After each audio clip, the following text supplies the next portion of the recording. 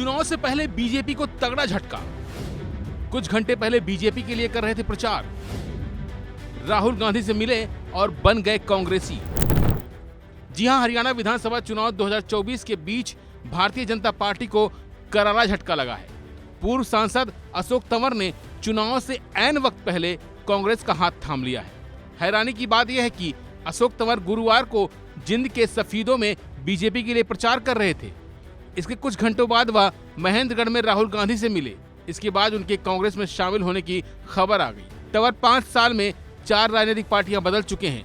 अशोक तंवर ने 5 साल पहले हुड्डा से मतभेद की वजह से ही कांग्रेस छोड़ी थी और एक बार फिर कांग्रेस का हाथ थाम लिया है। कांग्रेस ने अपने सोशल मीडिया हैंडल पर अशोक तंवर के कांग्रेस में शामिल होने की जानकारी दी। कांग्रेस ने लिखा कि कांग्रेस लगातार शोषितों वंचितों के हक की आवाज उठाई है और संविधान की रक्षा के लिए पूरी ईमानदारी से लड़ाई लड़ी है। हमारे इस संघर्ष और समर्पण से प्रभावित होकर आज बीजेपी के वरिष्ठ नेता, पूर्व सांसद, हरियाणा में बीजेपी की कैंपेन कमेटी के सदस्य और स्टार प्रचारक श्री अशोक तंवर कांग्रेस में शामिल हो गए हैं। दलितों के हक की लड़ाई को आपके आने से और मजबूती मिलेगी। कांग्रेस परिवार में आपका पुनः स्वागत है। भविष्य के लिए शुभकामनाएं। वैसे अशोक तंवर ने 1993 से अपनी राजनीतिक पारी कांग्रेस से ही शुरू की थी। 2003 में वह कांग्रेस पार्टी के छात्र विंग NSUI और 2005 में यूथ कांग्रेस के राष्ट्रीय अध्यक्ष बन गए। यूथ कांग्रेस में उन्होंने राहुल गांधी के साथ काम किया। राहुल गांधी ने ही 2014 में अशोक तंवर को हरियाणा प्रदेश कांग्रेस की जिम्मेदारी सौंपी थी। अशोक तंवर सिरसा से कांग्रेस सांसद और 2014 से 19 के बीच हरियाणा प्रदेश कांग्रेस कमेटी के चीफ थे। इसी दौरान उन्होंने पार्टी छोड़ दी, फिर आम आदमी पार्टी में शामिल हो गए। इसी साल 20 जनवरी को अशोक तंवर ने आम आदमी पार्टी छोड़कर बीजेपी की सदस्यता ली।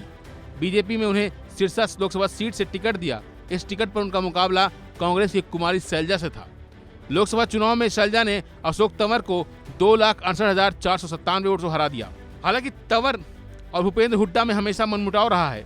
कहा जाता है कि हुड्डा की वजह से ही अशोक तंवर ने हरियाणा प्रदेश कांग्रेस कमेटी की कुर्सी छोड़ दी थी। फिर 2019 के हरियाणा विधानसभा चुनाव से पहले टिकट बंटवारे से नाराज होकर उन्होंने पार्टी ही छोड़ दी और अब एक बार फिर कांग्रेस में इनकी वापसी हुई है। हालांकि इसके बारे में अभी तक बीजेपी की तरफ से कोई बयान नहीं आया है, लेकिन चुनाव से ठीक पहले इस तरह से अशोक तंवर का पाला बदलना बीजेपी के लिए कहीं न कहीं नुकसानदायक साबित हो सकता है। फिलहाल के लिए बस इतना ही। बाकी अपडेट लिए बने रहिए वन इंडिया हिंदी के साथ।